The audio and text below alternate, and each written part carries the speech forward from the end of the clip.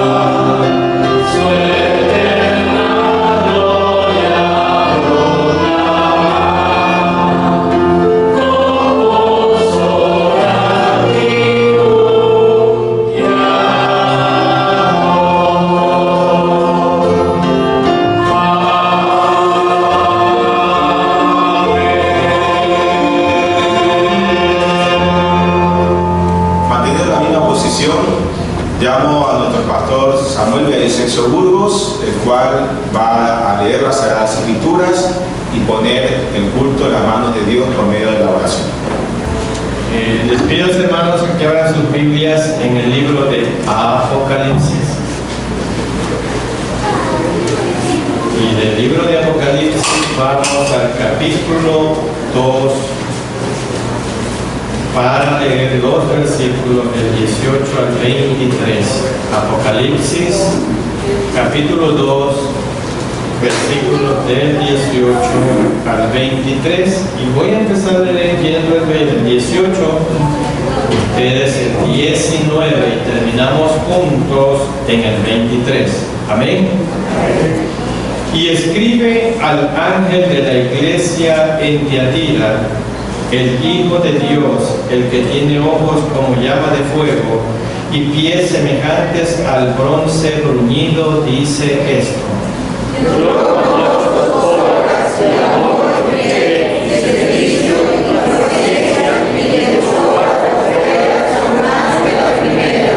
pero tengo unas pocas cosas contra ti, que toleras que esa mujer, Jezabel, que se dice profetiza, enseñe y seduzca a mis siervos a fornicar y a comer cosas sacrificadas a ídolos.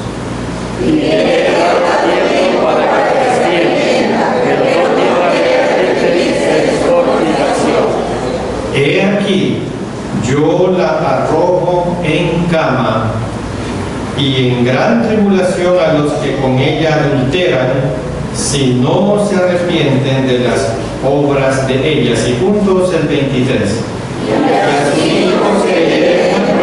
Y todas las iglesias sabrán que yo soy el que escudriña la mente y el corazón, y os daré a cada uno según nuestras obras.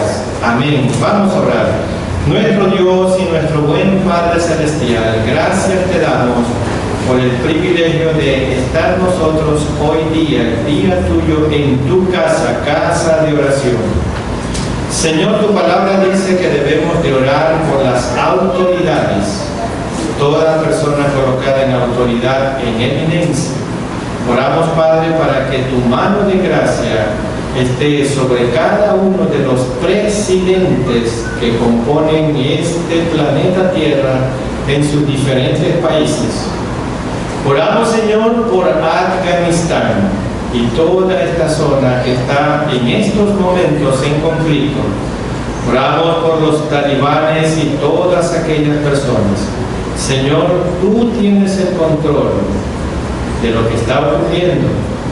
Señor, solo por tu gracia y tu misericordia estamos aquí. Gracias, Señor, que aún nosotros no tenemos ningún tipo de persecuciones, pero la situación está muy difícil en esos países donde los cristianos están siendo perseguidos.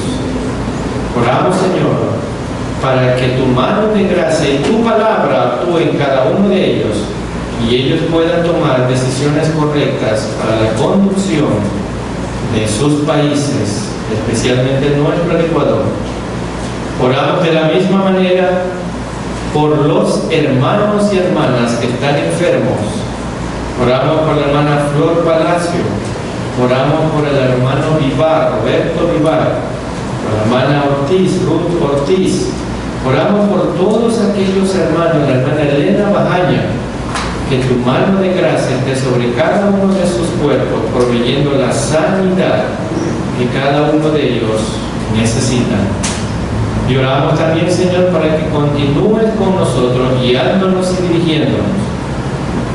Continúes, Señor, siendo el presidente, el invitado de honor en esta mañana. Lo rogamos en el nombre que es sobre todo nombre, el nombre de nuestro Señor Jesucristo. Amén. Pueden sentarse, hermanos. Vamos a ofrecerle loor a nuestro Señor, cantando juntos y con mucho regocijo el himno número 11, titulado Loor te ofrecemos.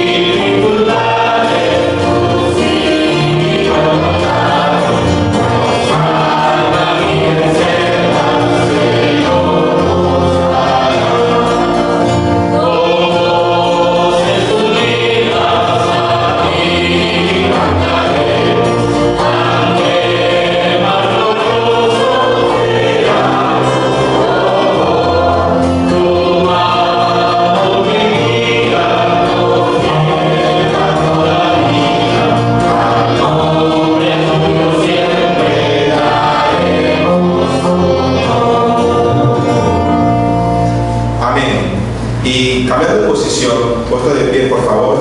Número 278. Cantar de él, deseo yo. Cantaré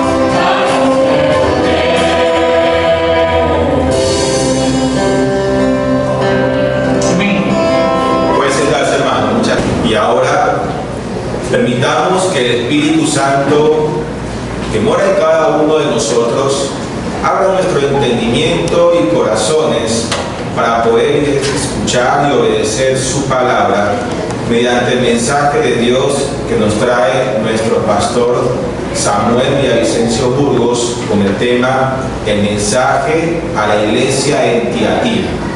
Escuchemos con atención y reverencia. A través de cada una de las cartas que el Señor envió a las 7 iglesias en Asia, podemos ver que todas ellas eran diferentes. Y permítanme hacer un breve resumen hasta el momento. Hasta ahora hemos visto que la iglesia de Éfeso mantenía la pureza doctrinal, pero había dejado su primer amor. Por su parte, la iglesia en Esmirna se mantenía, tenía que preparar para la tribulación y el sufrimiento. Y la iglesia en Pérgamo había aceptado en su seno diferentes prácticas pecaminosas que ofendían al Señor. Ahora vamos a estudiar el mensaje a la iglesia de Tiatira. Y vamos a ver que aunque también tenía algunas cosas que el Señor alababa, sin embargo, estaban haciendo acuerdos con el mundo que desagradaban a Dios. En comparación con otras ciudades, no tenemos conocimiento que Tiatira haya tenido alguna importancia política o cultural en la historia antigua. Para tener un negocio, y este creo yo era el problema mayor en esta iglesia en Tiatira, para tener un negocio o un trabajo, la gente del Imperio Romano tenía que pertenecer a gremios comerciales. De lo contrario, usted no podía tener un empleo. Tiatira se destacaba especialmente por exigir este requisito, y que involucraba el ser miembro de un gremio comercial. ¿Qué es lo que involucraba? Los miembros tenían que asistir a los festivales del gremio y participar de los rituales del templo, que a menudo incluían actividades inmorales. Quienes no se tenían a estas prácticas sufrían exclusiones de los gremios y sufrían sanciones económicas. Para los cristianos de esa época, eso significaba elegir entre un conformismo absoluto o la exclusión total por causa del Evangelio. Veamos rápidamente la ciudad de Tiatira. De las 7 ciudades a las que se dirige una carta, Tiatira era la más pequeña de todas las ciudades, la más pequeña, y la más larga de las 7 cartas va dirigida a la menos importante de las 7 ciudades. Pero su problema tampoco era el menos importante. Tiatira estaba construida en una llanura, por lo que no habían fortificaciones importantes. Su importancia fundamental radicaba en su posición estratégica que unía las rutas comerciales entre varias ciudades. Tiatira está en la carretera que conecta Pérgamo con Sardis y que seguía hasta Filadelfia y la Odisea, conectándolas con Esmirna y Bizancio. Era la carretera por la que se desplazaba el correo imperial y estaba abarrotada con el comercio de Asia y el de Oriente. Por lo tanto, Tiatira se distinguía por ser un gran centro comercial aunque muy pequeña, pero era un gran centro comercial. De hecho, en ella se han encontrado inscripciones que mencionan numerosas corporaciones. ¿Y qué corporaciones nomás habían en Tiatira? Había la corporación de la lana, del lino, de fabricantes de ropa, habían tintoreros, talabarteros, curtidores, alfareros, panaderos, traficantes de esclavos, forjadores de bronce. Todos ellos estaban en Tiatira. Recordemos que Lidia, la vendedora de púrpura, había llegado a Filipos procedente de Tiatira. Y voy a leer rápidamente Hechos 16:14. Entonces una mujer llamada Lidia, vendedora de púrpura de la ciudad de Tiatira, que adoraba a Dios, estaba oyendo, y el Señor abrió el corazón de ella para que estuviese atenta a la predicación de Pablo. Al estudiar esta carta notaremos que no se dice que hubiera persecución contra los cristianos de aquella ciudad. No. Veamos el remitente de la carta, y ahora sí les pido que mantengan abiertas sus Biblias en Apocalipsis capítulo 2, versículo 18, donde vamos a empezar nuestro estudio expositivo de esta carta. Apocalipsis 2, empecemos con el versículo 18. Y escribe el ángel de la iglesia en Tiatira, el Hijo de Dios, el que tiene ojos como llama de fuego y pies semejantes al bronce bruñido, dice esto. Bueno, aquí tenemos que el remitente es en todos casos el mismo Señor Jesucristo. Pero como ya hemos visto en las cartas anteriores, en cada una se presenta señalando alguna característica especial de su persona, apropiada para el caso particular de la iglesia a la que se dirige. En esta ocasión nos sorprenden los términos especialmente severos que usa el Hijo de Dios. El Hijo de Dios. ¿Y qué quería decir con esto? Esta expresión constituye una clara afirmación de la deidad de Cristo. Es verdad, hermanos, que muchas personas no creen en esta importante doctrina del cristianismo, y algunos llegan a afirmar que Jesús nunca dijo que Él fuera el Hijo de Dios, sino que fue un título inventado por sus seguidores.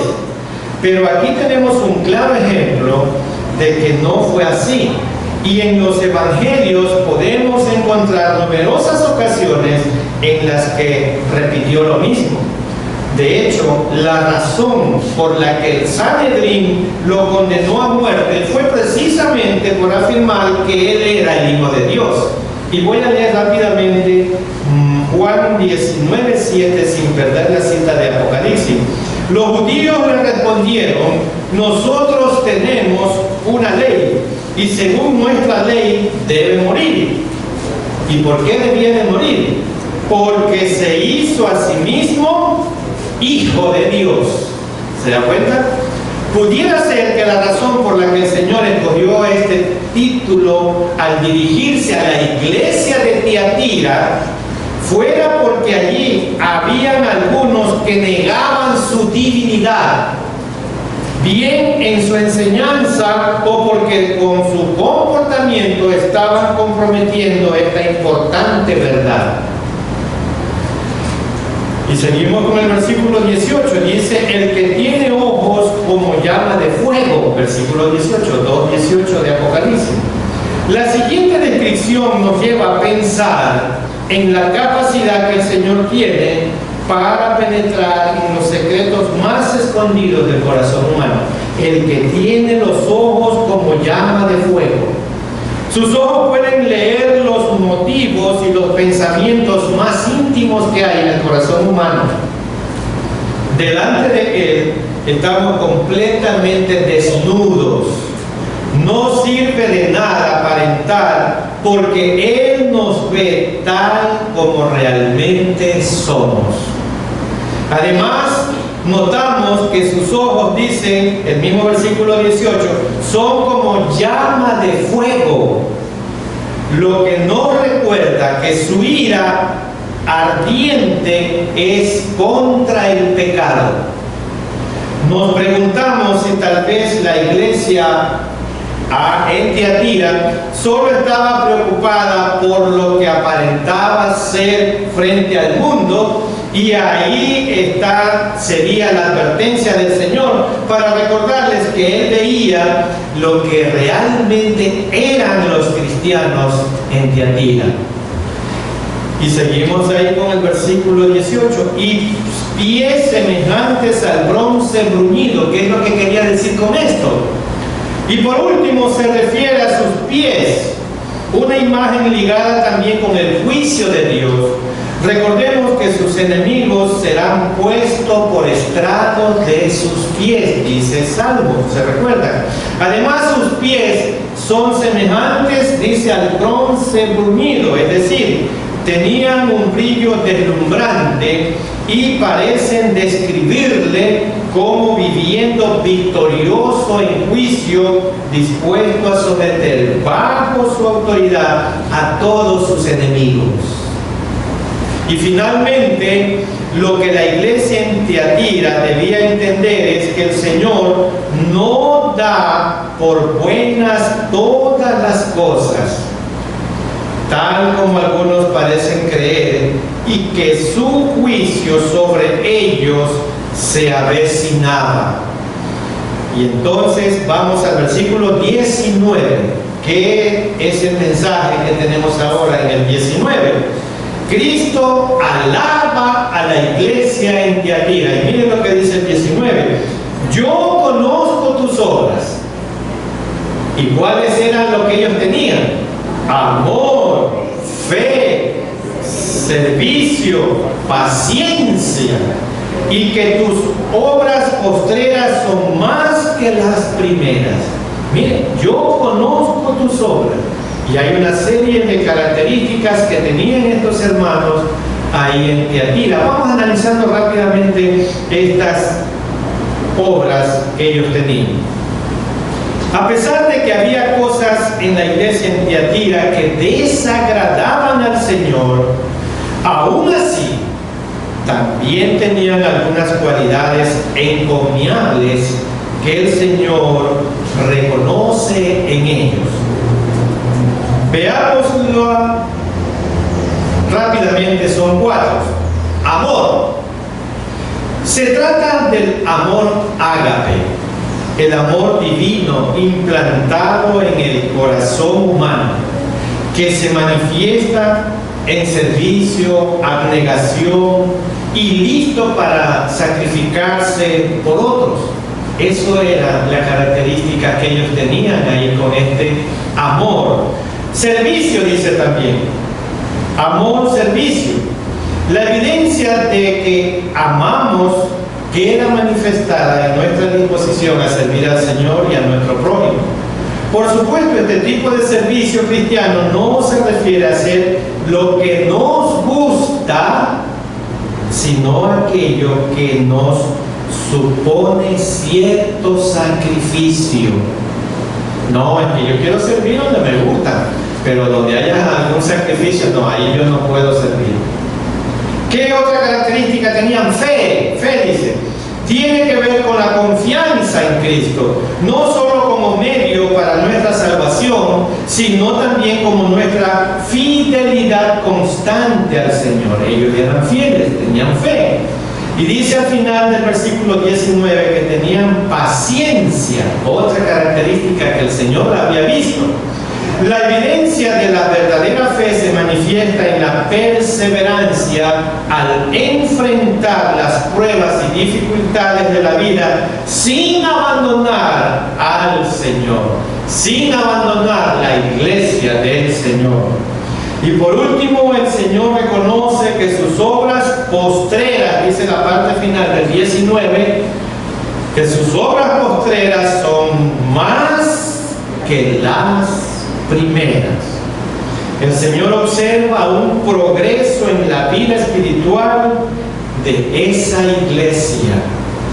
Esto es interesante porque hay muchas iglesias y creyentes que comienzan con mucho ánimo, pero que poco a poco se van, yo diría, desinflando. La misma iglesia en Éfeso era un ejemplo de cómo el primer amor había sido disminuido hasta desaparecer. ¿Se recuerdan? Cristo reprende a su iglesia y vamos a leer los versículos 20 y 21. Cristo reprende a su iglesia. Versículos 20 y 21. Pero tengo unas pocas cosas contra ti. Mire, primero le alaba las cosas que tenía, las virtudes que tenía, pero ahora aquí va a reprenderla. Pero tengo unas pocas cosas contra ti. ¿Cuál era eso malo que tenía dentro de la iglesia? Que toleras que esa mujer, Jezabel, que se dice profetiza, enseñe y seduzca a mis siervos a fornicar y a comer cosas sacrificadas a ídolos. Y le he dado tiempo para que se arrepienta, pero no quiere arrepentirse de su fornicación. Ahí está la queja del Señor contra esta iglesia que estaba llena de amor, de servicio, de fe, de paciencia, y más aún, sus obras postreras eran mejores que las primeras. Ahora vemos lo que estaban fallando. Aunque habían cosas en esa iglesia que habían progresado muy bien, sin embargo, habían otras que desagradaban profundamente al Señor. Lo que vemos en esta iglesia en Tiatira, que habían permitido que personas malvadas dañaran la iglesia desde adentro de su misma congregación.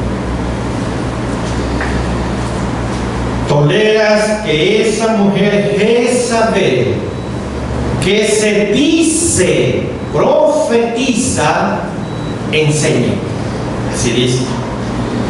En la carta a Pérgamos, hermanos, vimos que Balaam seducía al pueblo desde afuera, pero en Tiatira vemos que esta seducción se estaba llevando a cabo desde el mismo liderazgo de la iglesia.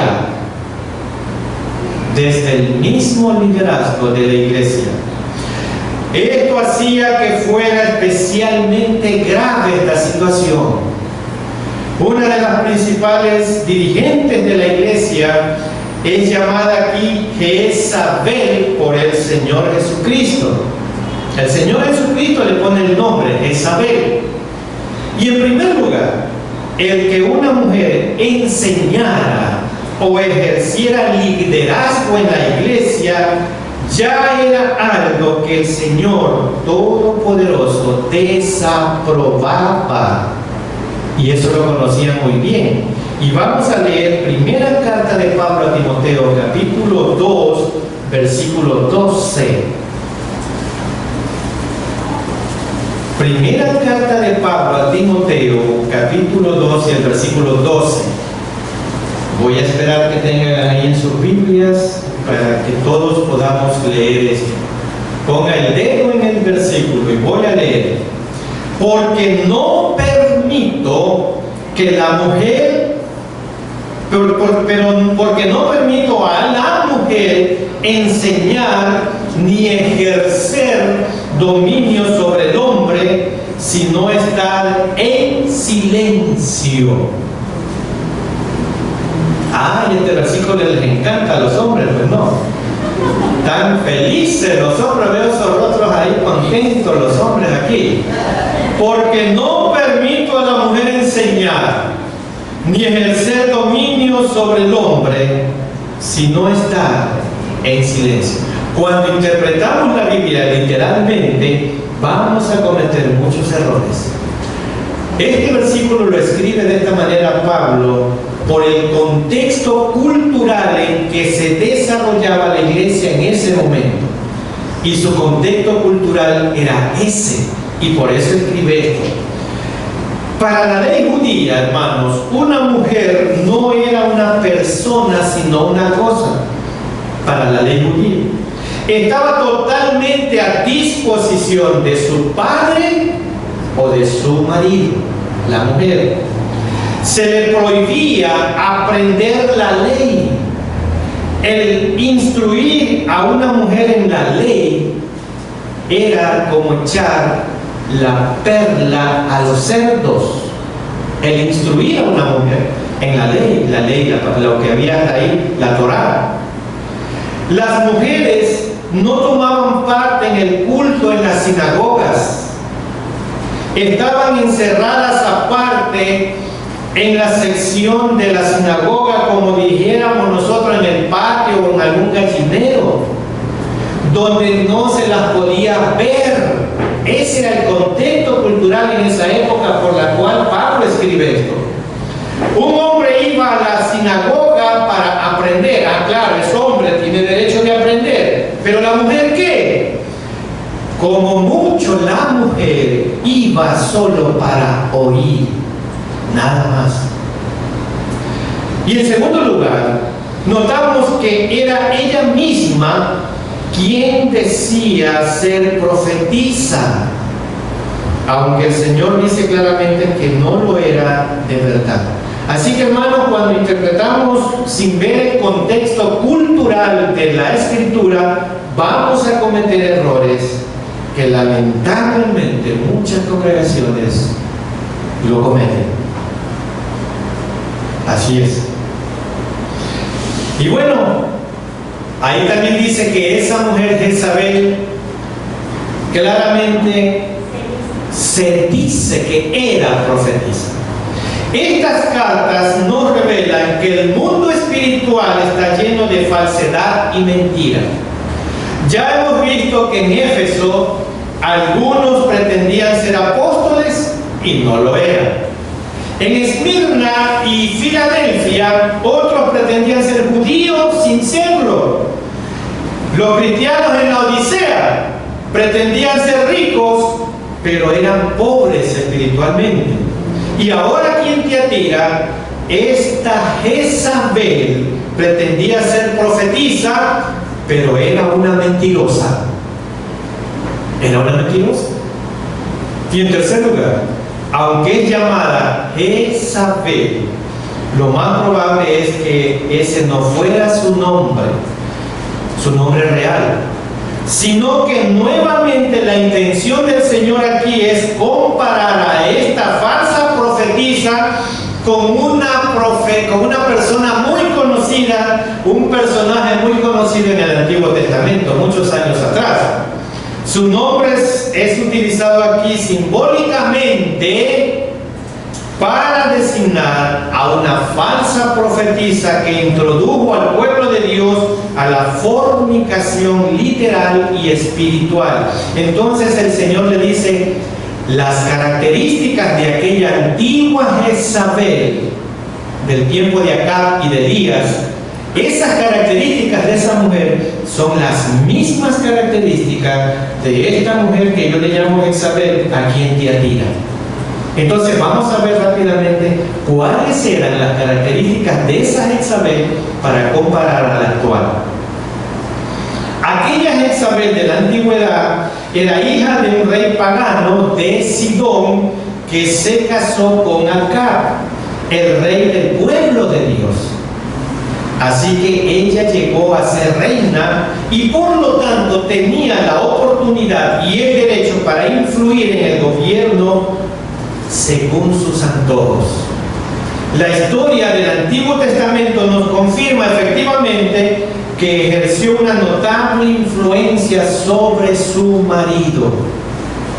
Por supuesto, el hecho de que el rey Acab se casara con una mujer pagana era algo que Dios lo había prohibido. Y el mismo principio encontramos en el Nuevo Testamento cuando Pablo escribe la segunda carta a los hermanos en Corinto, en el capítulo 6, versículo 14, que dice: no os unáis en yugo desigual con los incrédulos, porque ¿qué compañerismo tiene la luz con las tinieblas? Con la justicia, y qué comunión la luz con las tinieblas. Es el mismo principio. Parece, hermanos, que este era el problema en la iglesia de Tiatira. Ellos también se habían unido en yugo desigual con el mundo. Ese era el problema de la iglesia en Tiatira. Se habían unido en yugo desigual con el mundo, lo que hoy actualmente pasa en muchas congregaciones, lamentablemente. Hay varias cosas que debemos aprender de esta mujer en el Antiguo Testamento que nos deben poner a nosotros hoy con una alerta, nos deben de poner hoy en sobreaviso. Sí, ella destruía a los profetas del Señor e intentó eliminar el culto de Jehová en Israel. Eso hacía. También se propuso matar a Elías, ¿se recuerdan? Introdujo el culto a Baal en Israel y mantenía a sus profetas, a sus falsos profetas. Los mantenía, les daba de comer, esa mujer. Voy a leer rápidamente el primer libro de Reyes, capítulo 18 y el versículo 19. Amén. Envía pues ahora y congrégame a todo Israel en el monte Carmelo, y los 450 profetas de Baal, mire, de Baal, y los 400 profetas de Asera, son 900 falsos profetas, idólatras. ¿Qué pasa con ellos? Que comen a la mesa de ¿quién? Esta mujer los está alimentando. 900 hombres. Ella misma era dada a las fornicaciones y a la hechicería. Ella misma. Y voy a leer segundo libro de Reyes 9:22. Segundo libro de Reyes 9:22. ¿Qué más hacía esta Jezabel? Cuando vio Joram a Jehú y dijo: ¿hay paz, Jehú? Y él respondió: ¿qué paz? Con las fornicaciones de Jezabel, tu madre, y sus muchas, ¿qué pasa ahí? Hechicerías. Mire todas las características de esta Jezabel: fornicaciones y las muchas hechicerías. Y ese mismo nombre el Señor le da a esa mujer que estaba dentro de la iglesia en Tiatira. Por supuesto, teniendo en cuenta todos estos hechos, es claro que la Jezabel de la iglesia en Tiatira no era una auténtica creyente. No, era una despiadada. Era una mujer incrédula y altamente peligrosa. Pero lo peor del caso es que en la iglesia hasta se le permitía enseñar. Y voy a leer Apocalipsis 2:20. Apocalipsis 2:20. Pero tengo unas pocas cosas contra ti, que toleras que esa mujer Jezabel, que se dice profetiza, enseñe y seduzca a mis siervos ¿a qué? A fornicar y a comer cosas sacrificadas a los ídolos. Enseñe y seduzca a fornicar y a comer cosas sacrificadas a ídolos. A continuación nos explica cuáles eran sus métodos. Se nos dice que enseñaba y seducía a los siervos de Dios. enseñaba y seducía, enseñaba a fornicar y a comer cosas sacrificadas a los ídolos.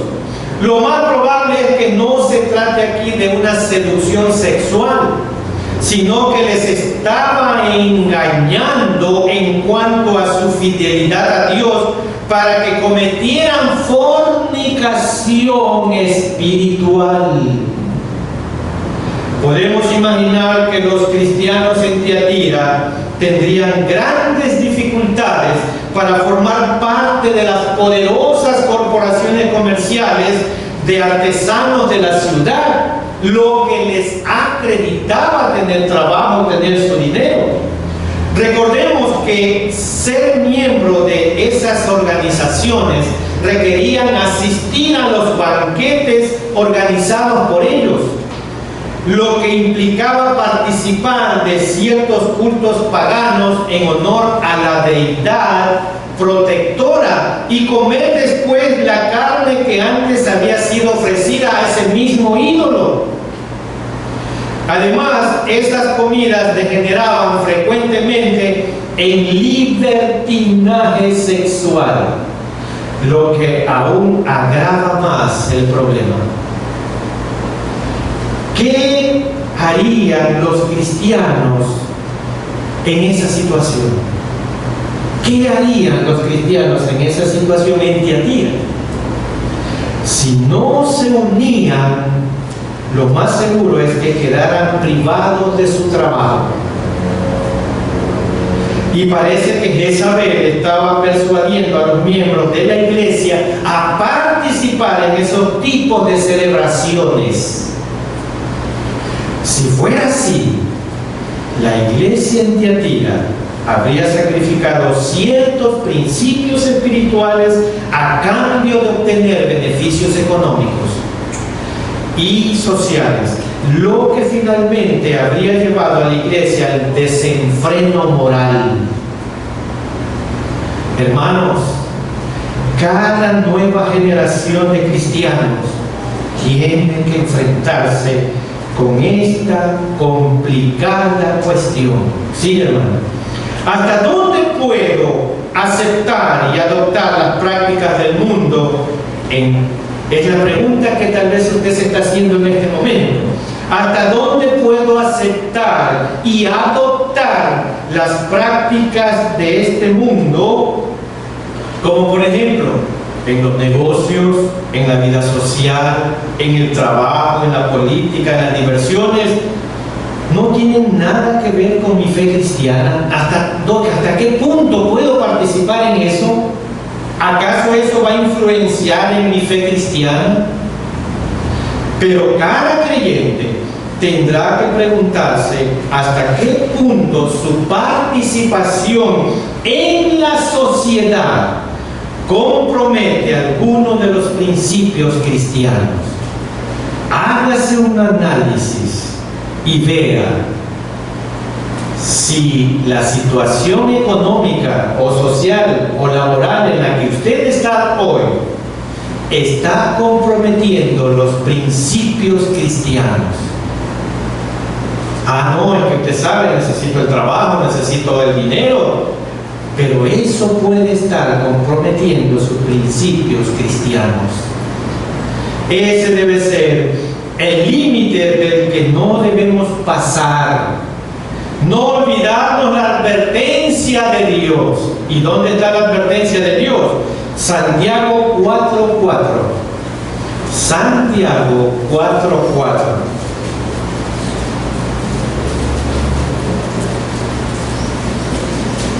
Amén. Y Santiago 4:4 dice: oh almas adúlteras, ¿no sabéis que la amistad de qué?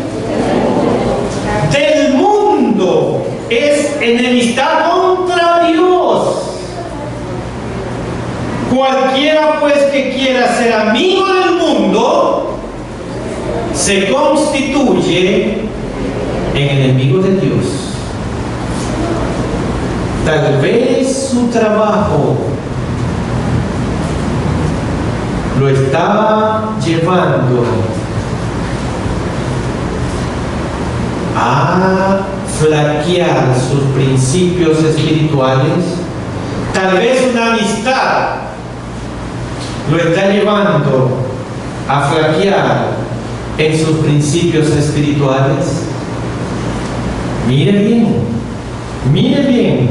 Se puede usted constituir en enemigo de Dios, enemigo de Dios.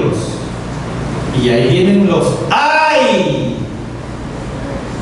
Pero no solo la participación de la iglesia en el mundo era un problema. En esta iglesia en Tiatira, de hecho, lo que el Señor reprende es que esto se estaba enseñando desde el mismo púlpito. Y ese era el grave problema. La iglesia había permitido que personas no creyentes tuvieran posiciones de responsabilidad y que además enseñen a la congregación.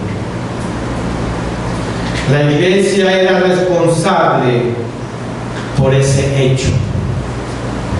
Y voy a leer el versículo 21, Apocalipsis 2, 21.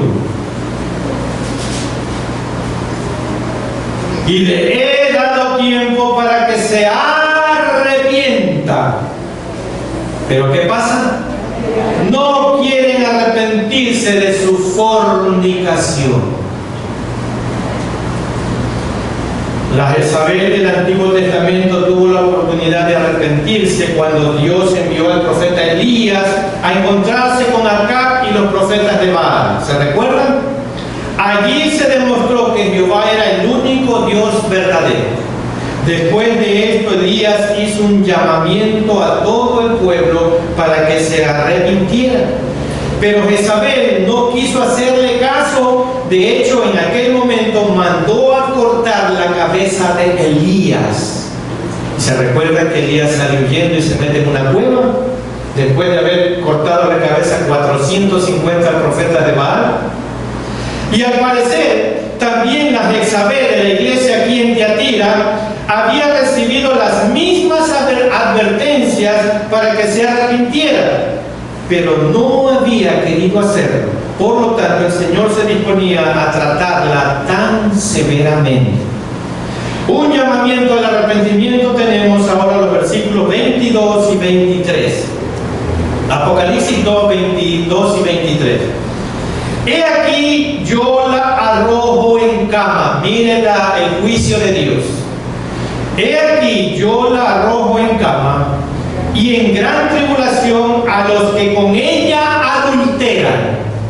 Si no se arrepienten de las obras de ella, y a sus hijos heriré de muerte, y todas las iglesias sabrán que yo soy el que escudriña la mente y el corazón, y os daré a cada uno según vuestras obras. Aquí está el juicio de Dios. Todavía había posibilidades de arrepentirse para algunos. El juicio contra Jezabel estaba ya determinado por parte del Señor, pero todavía había posibilidad de arrepentimiento para los creyentes. Dice, he aquí yo la arrojo en cama. Debemos interpretar la cama como el lecho de la enfermedad o el dolor. Por lo tanto, la cama que había sido el lugar de su pecado, ahora sería de su castigo. Y en gran tribulación a los que con ella adulteran, si no se arrepienten de las obras de ellas.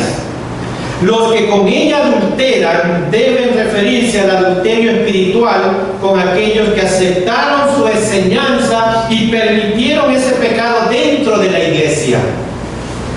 Quizás se trate de los mismos líderes de la iglesia, pero todavía tenían la posibilidad de arrepentirse y de ese modo tener el juicio sobre ellos, detener el juicio sobre ellos. Y voy a leer Apocalipsis 2, 23. Y a sus hijos heriré de muerte, la primera parte.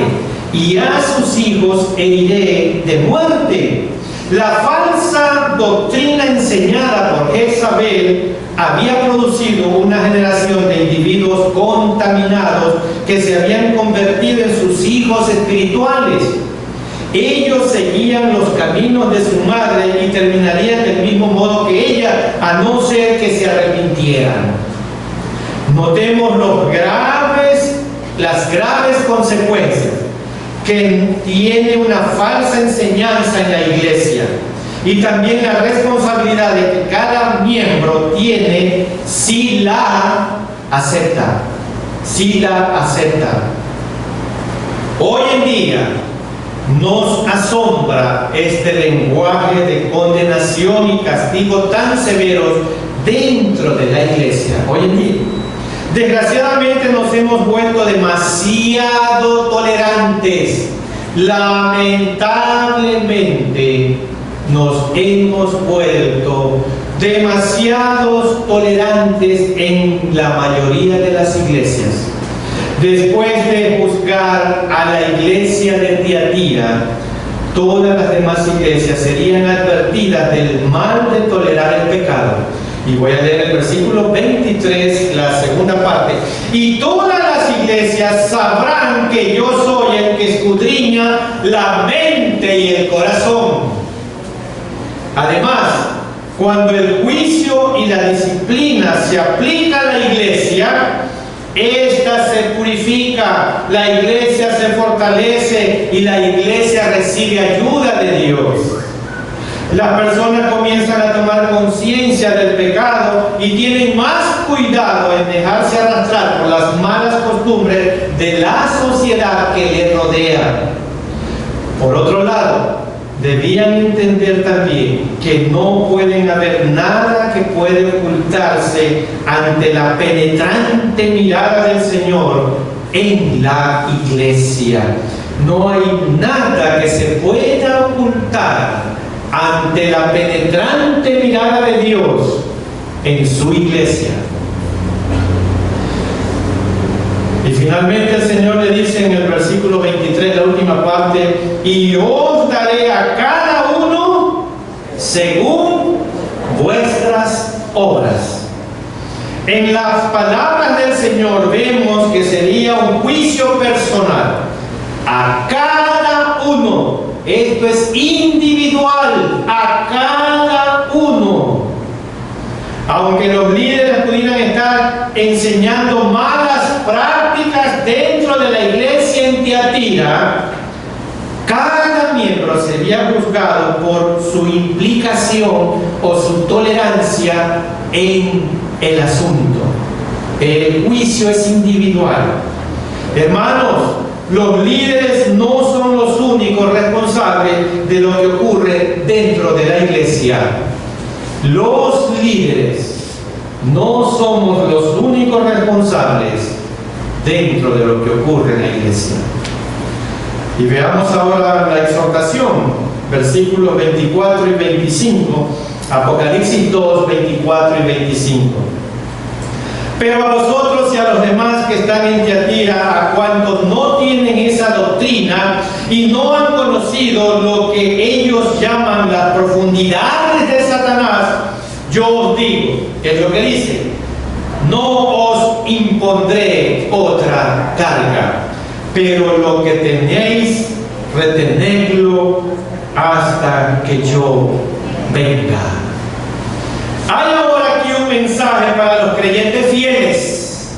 A pesar de todas las dificultades que pasaron esos hermanos en Tiatira, hubo un remanente fiel. Aquellos que no se habían descarriado como consecuencia de la mala enseñanza. Y el versículo 24, la primera parte, dice: pero a vosotros y a los demás que están en Tiatira, a cuantos no tienen esa doctrina. Estos creyentes se encontraban en medio de una iglesia claramente mundana, que aceptaba el pecado. Esta situación era triste, ya que creaba una división en la iglesia. Notamos también que Tiatira, como en todas las iglesias, siempre hay una mezcla de verdaderos y falsos creyentes. Y esa es la gran realidad que nos da este mensaje desde Iglesia en Tiatira. Siempre habrá una mezcla dentro de cualquier iglesia hoy entre falsos y verdaderos creyentes, creyentes espirituales y creyentes carnales. Siempre van a haber. Se advierte que esa es una doctrina diabólica. En cuanto a la doctrina que enseñaba Jezabel, está claro que provenía del mismo Satanás. Y voy a leer la segunda parte del versículo 24. Y no han conocido lo que ellos llaman las profundidades de Satanás. Detrás de la fachada atractiva de esta mujer se escondía toda la maldad diabólica de Satanás. Y aunque pudiera parecer que participar de estos actos paganos era algo trascendente, para el Señor implicaba adentrarse en el oscuro mundo de Satanás. Así es. Parece que para dar cierto aire de misterio y superioridad a esas doctrinas, las presentaban como un conocimiento superior, reservado exclusivamente para algunos elegidos o asociados. Pero entrar en las profundidades de Satanás, hermanos, siempre es muy peligroso, y es ingenuo pensar que se puede salir de ahí ileso espiritualmente. Muchas personas sienten cierta fascinación por las cosas secretas, por las cosas ocultas, por los poderes espirituales superiores o incluso por el mundo de las tinieblas. Sienten una gran fascinación, pero no nos cansemos de repetir que es un terreno prohibido por Dios y altamente peligroso. Veamos una exhortación a retener lo que tenían. Como decimos, debían huir de aquella enseñanza y permanecer fieles en las prácticas cristianas que el Señor había alabado en el comienzo, que era el amor, el servicio, la paciencia, la fe. Ahora vamos a ver lo que dice la última parte del versículo 24. Yo os digo que no os impondré otra carga. Yo os digo, no impondré otra carga. Y voy a leer 25 también. Pero lo que tenéis, retenedlo hasta que yo venga. Esto lo tenían que guardar en vista del glorioso día cuando el Señor vuelva. Veamos una promesa a los vencedores, que la tenemos en los versículos 26 al 29. Una promesa a los vencedores. No todo es malo, hermanos. Y 26 al 29 dice: al que venciere y guardare mis obras hasta el fin, y yo le daré autoridad sobre las naciones, y las regirá con vara de hierro, y serán quebradas como vaso de alfarero, como yo también la he recibido de mi Padre. Y le daré la estrella de la mañana.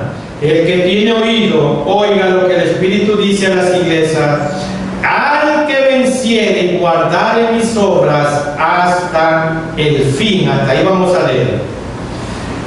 Una vez que se ha señalado con claridad las obras de ella, que eran diabólicas, se exhorta a los verdaderos creyentes para que se aparten de ellas. Entendemos, por lo tanto, que los vencedores serán aquellos creyentes a los que Dios exhorta a guardar mis obras hasta el fin, a permanecer fieles hasta el fin. Un verdadero creyente no es el que hace concesiones con el mundo y se adapta a él. sino aquel que se aparta y sigue fiel al Señor conforme a la voluntad de Él revelada en su palabra. Y voy a seguir leyendo la última parte del versículo 26. Y yo le daré autoridad sobre las naciones. Y voy a leer 27. Y las regirá con vara de hierro y serán quebradas como vaso de alfarero, como yo también la he recibido de mi Padre. A estos vencedores, el Cristo glorificado les hace una promesa muy grande. Compartiría con ellos su autoridad y su gobierno terrenal. Es interesante, hermanos, notar que esto era algo que Dios Padre había dado a su Hijo, pero que ahora comparte con nosotros sus hijos, los que vamos a permanecer fieles hasta el final. En cuanto a la vara de hierro que menciona ahí, con la que regirán las naciones, nos transmite la idea de firmeza frente al mal, algo que ellos debían empezar a aprender en la situación actual en la que se encontraban. Si más adelante querían compartir este privilegio con el Señor. También se describe la suerte de las naciones impías. Serán quebradas como vaso de alfarero, dice. Aquí son comparados como un vaso frágil de barro, que es hecho pedazos con facilidad. Así será cuando el Señor se presente de nuevo en este mundo para juzgarlo. Y voy a leer Apocalipsis 2:28. Y le daré la estrella de la mañana. Esta estrella de la mañana se refiere al mismo Señor Jesucristo. Sí, la estrella de la mañana es el mismo Señor Jesucristo que va a ser dado, entregado a aquellos que vamos a permanecer fieles hasta el final. ¿No lo cree? Vaya a Apocalipsis 22:16. Ahí tiene la respuesta. Apocalipsis 22:16 dice: yo, Jesús, he enviado mi ángel para daros testimonio de estas cosas a las iglesias. Yo soy la raíz, el linaje de David. Y miren lo que dice ahí: la estrella resplandeciente de la mañana. Así es. La recompensa final para el cristiano será la plena comunión con el Señor. Una estrella de la mañana aparece antes del amanecer, cuando la noche está muy fría y oscura, cuando el mundo esté a punto en su más sombrío. Cristo entrará en escena, poniendo al descubierto al malvado con su luz y con su verdad, y trayendo su recompensa prometida. En ese día, los creyentes reflejaremos también la gloria de Cristo. Voy a leer Mateo 13:43. Mateo 13:43.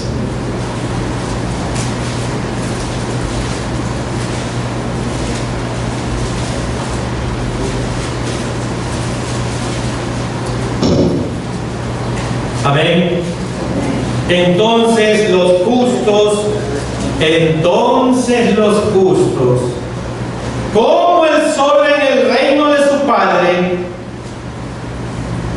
entonces los justos resplandecerán como el sol en el reino de su Padre. El que tiene oído, oiga. Para oír, oiga. ¿Qué va a pasar con los fieles al final? Vamos a resplandecer como el sol en el reino de nuestro Padre. La carta termina con un nuevo llamamiento a oír la voz de Dios.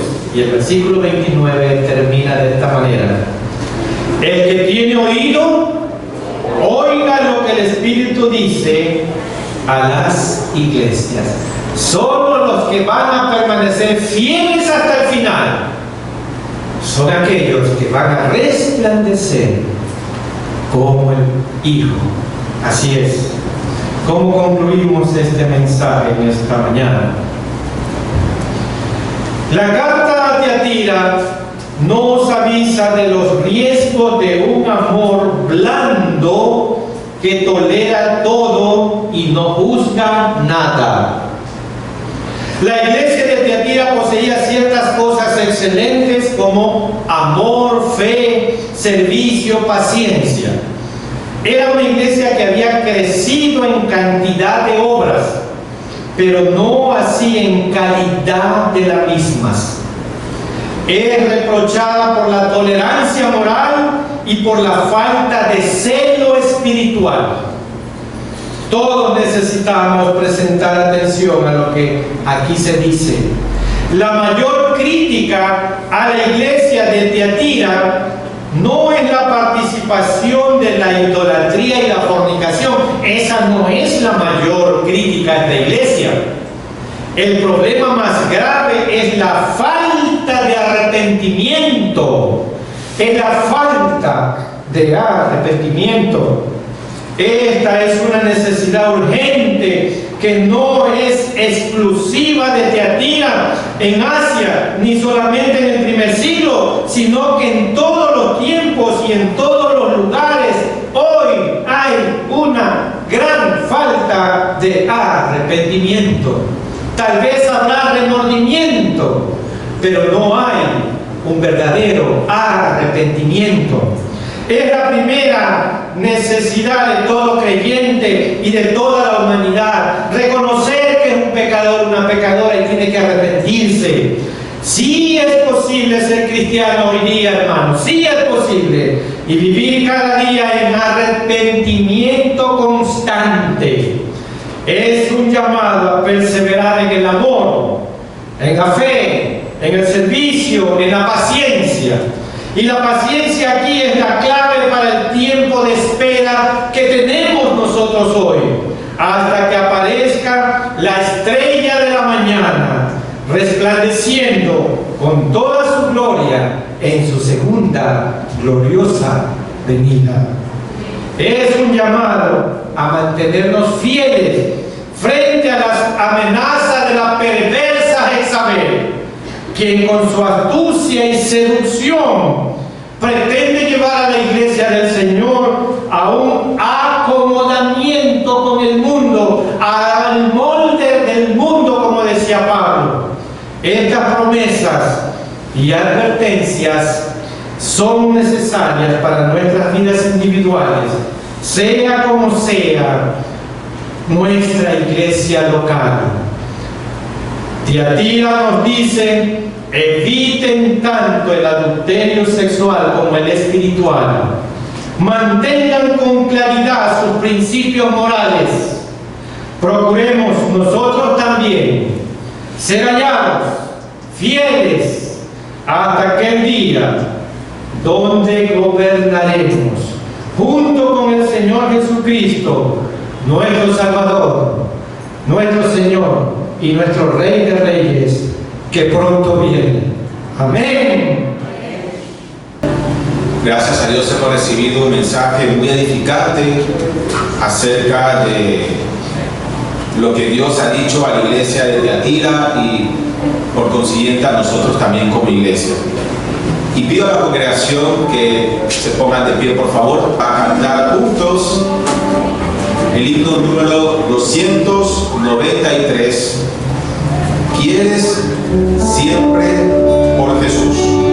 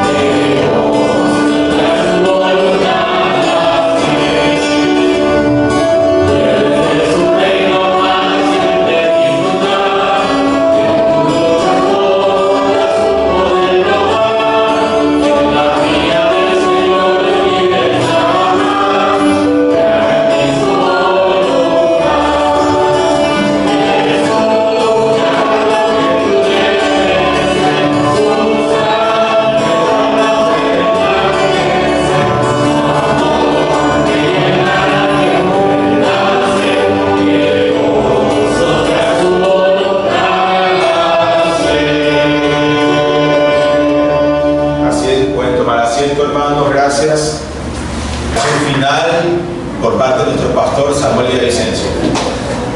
Vamos a orar. Nuestro Dios y nuestro buen Padre Celestial, gracias te damos por tu palabra que es viva y eficaz, y esta iglesia que hemos visto en el día de hoy